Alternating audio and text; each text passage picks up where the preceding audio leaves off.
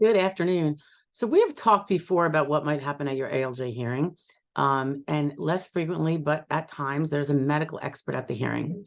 I have found that this tends to um, include the times when perhaps the ALJ thinks a listing may have been met. And to find a listing, you generally have to have a medical expert say that the medical records illustrate all the parameters necessary for a listing under the SSA listings. So here is a sign of a positive result when a medical expert is present. So this was a hearing very recently.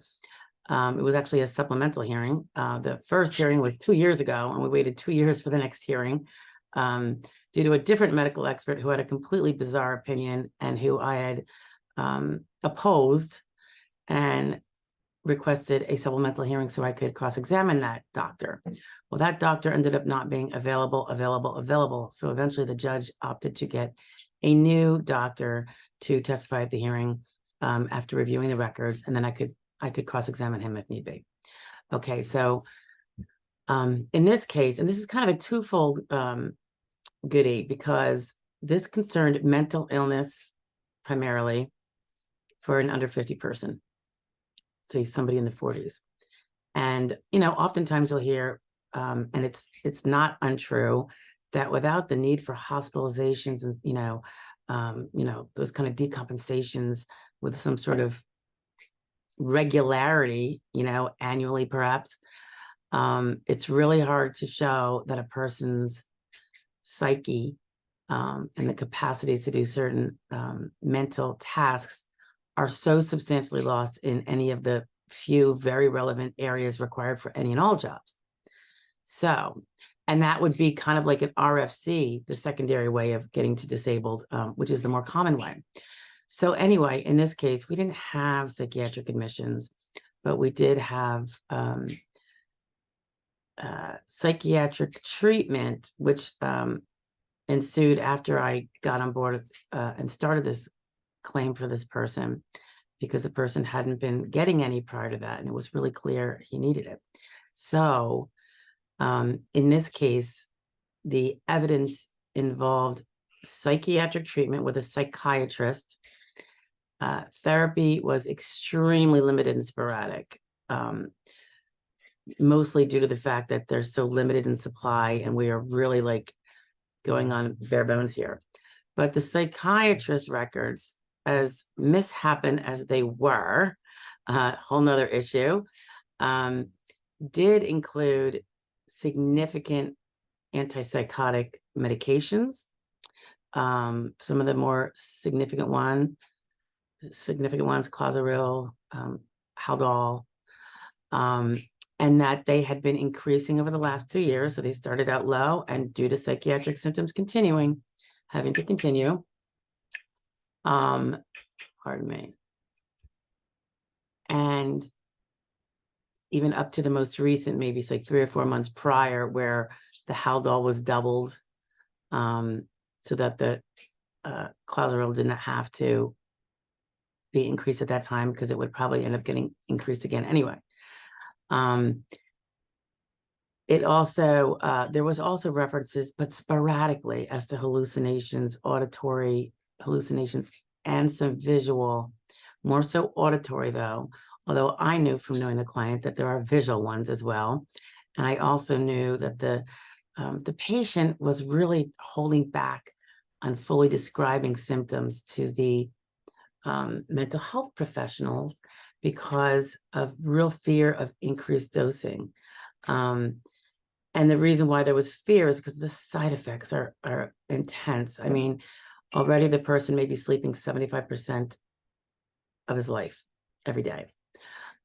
There's drooling, there's incontinence, as he testified to, pissing every day in his pants, because it's just that bad. These are side effects. So on top of that, the waking hours are largely groggy and include naps in between. So not only is the nighttime sleeping, say 15 hours or 16 hours, then you've got some sporadic naps in that, 8 hours that are left over in a 24-hour day.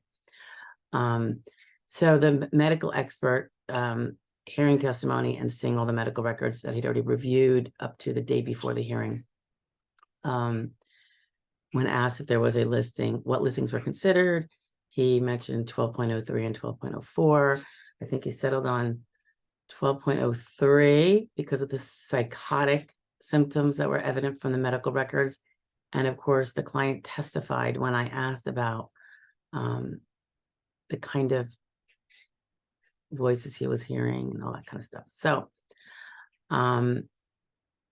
hearing that the ME is believing there's a listing, and then he elaborates for the judge what that listing is. And then the judge didn't feel the need to go forth with the vocational expert at all. I did not cross-examine the medical expert because I got exactly what I wanted. That is what we wanted, is a listing. If there was no listing, we would have had to go forth with a lot of questionings on residual functional capacity and what jobs would still be available, given whatever residual functional capacity would be suggested in hypotheticals. So the fact that the ME came up with a listing and the judge didn't need to hear more than that was the most excellent sign after all these years of working this matter and second hearing and all that, and then delayed second hearing due to this aberrational medical expert from before who was way off base. I'll tell you how off base he was. He had opined when answering written interrogatories from the judge that he saw no reason to think there was psychosis because there's really no evidence about psychotic symptoms. Now, of course, there was reference to hallucinations, auditory primarily. And if I recall, I think he even said, well, that's just because the patient said so. Well, where else are you going to get it from? I mean, the psychiatrist certainly felt he was hallucinating, and that's why he's on antipsychotic medications for a few years now. But it's really funny when they say, well, that's just because the patient said so. Yeah, well, that's how you learn about their symptoms, And then, of course, you look at attendant circumstances. I get you're not going to take a claim of a symptom if it's claimed once, but if it's claimed for years and there's detail and there's more other doctors that have found the same and heard the same, including the physical doctors. I mean, at some point you have to realize that you're not going to be in his head to know for sure what's in there. You have to go with what the evidence is strongly indicating, and nothing is ever 100%, right? Nothing. Just look at some of the criminal trials we see. There's never going to be 100% evidence. That's why we go for it beyond a reasonable doubt. And that is not the standard for SSA disability. But anyway, medical expert says there's a listing, you've got a really good chance that is going to be the result of your case.